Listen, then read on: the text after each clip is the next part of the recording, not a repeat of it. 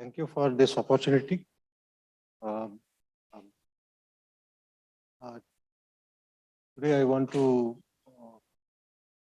summarize the findings that we had published recently. In this paper, we consider indirect measurement protocol in which an object system, which is shown to be a qubit here, interacts with a sequence of identically prepared probes, so there is a short interval in which each probe will interact. And as a result of that interaction, the entangled state of the combined system of the probe will evolve. And then after the interaction interval, the probe will be measured. Now,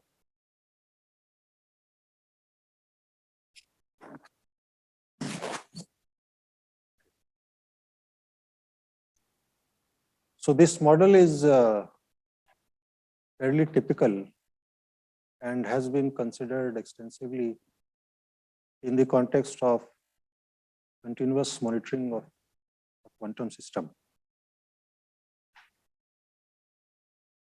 In particular, we are closely following a model considered in this paper. So in this paper, the authors have considered the onset of Zeno effect in the dynamics of the object system as the strength of the measurement is increased. Our interest in this model is to study the statistics of the detector readout and also see if the onset of Zeno effect in the dynamics of the system is somehow made apparent in such statistics. So,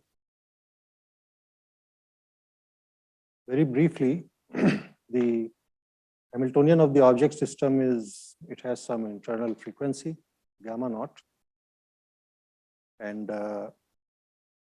this is independent of the probe interaction.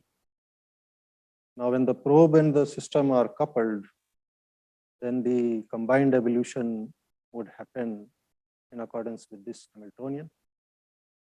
Here, tau represents the interval of the duration of the interaction, and pi1 is a projection operator on the system subspace. So in this summation, in each summand, the first operator acts on the system space, the second acts on the probe space. So also this quantity gamma, one could regard it as the rate at which some information would be extracted from the system due to the measurement. This is also a frequency. And yeah,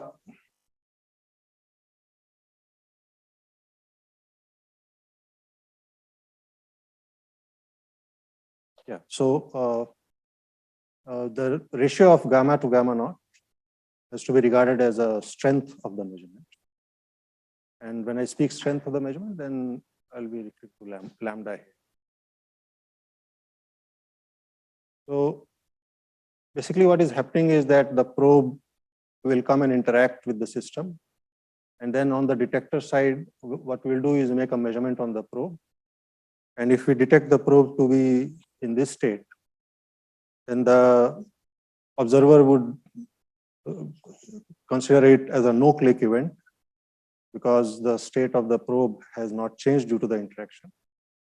And if there is a flip in the polarity of the spin, then we consider it as a click. So with this particular choice of the Hamiltonian and the interaction, it is possible to show, and I will not go into the details, that the state of the object system, that is the observed system, during the process of the measurement evolves in such a way in the limit of continuous measurement, that is, let me make this, in the limit when tau goes to 0. In that limit, the state evolves in such a way that it can be at all times described by a single angle variable. And because of the measurement that is happening, the back action of the measurement will cause some stochastic effect on the state evolution. And that effect is captured by this stochastic differential equation, where notice that NT is the counter for the number of flips. So this is something that is directly observable on the detector side. And omega is the evolution when there is no click. So the evolution basically consists of deterministic evolution due to this angular speed and occasional resets to the state corresponding to theta equal to pi, which will be just 0i. And the counting process which the observer actually notices is a Poisson type process, but the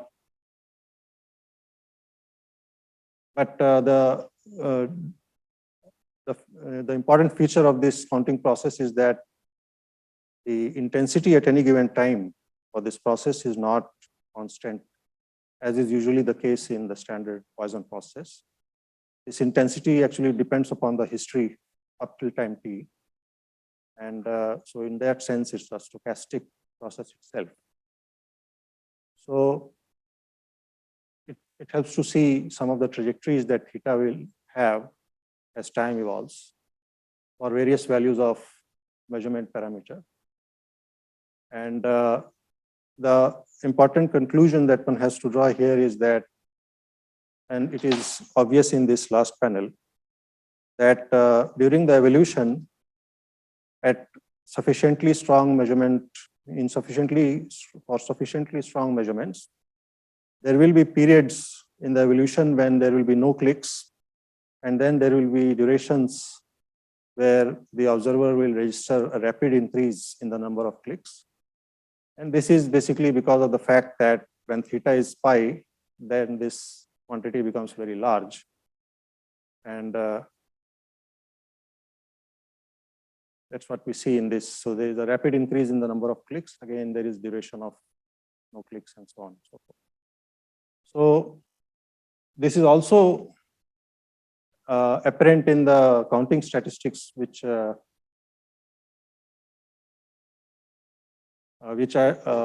can be calculated using the stochastic dynamics that I have just now described. And for this, one feature of the counting statistics is the survival probability. There's probability that there will be no clicks in a given finite time t. So these are the expressions for that survival probability. And the significant aspect of this is that there is a transition in the functional dependence of survival probability at measurement strength of 1. The second transition is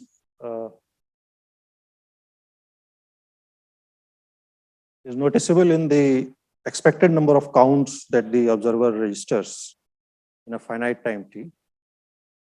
And that happens at lambda is equal to 2. So using the standard probability methods, we are able to obtain both these properties of this SD. Now, it is important to note these two relations here. So here, if we make measurement very strong, then in any finite time, the survival probability goes to 1, which is the Zeno effect. The observer will not register any clicks. So from the point of view of the observer, the evolution of the system is practically unaffected by the measurement process. And this limit might seem a little contradictory to this, but this is obvious from the fact that in this this evolution that we have seen here,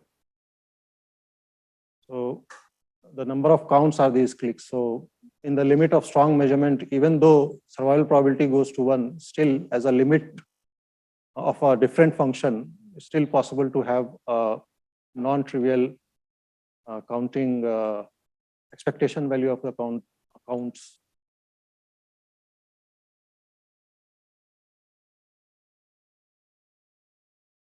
So this is what the limit is basically.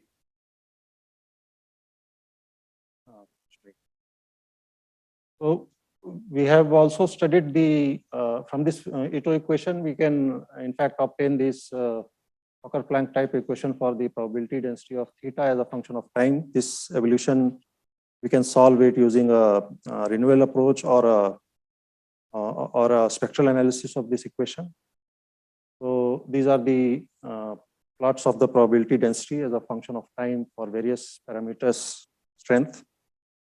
And from the spectral approach, we can look at the spectrum of the operator, which is not a normal operator. So it has some interesting properties. Like when lambda is 0, then it's basically a angular momentum operator with 0 with practically angular momentum. So all the spectra points are along the imaginary axis.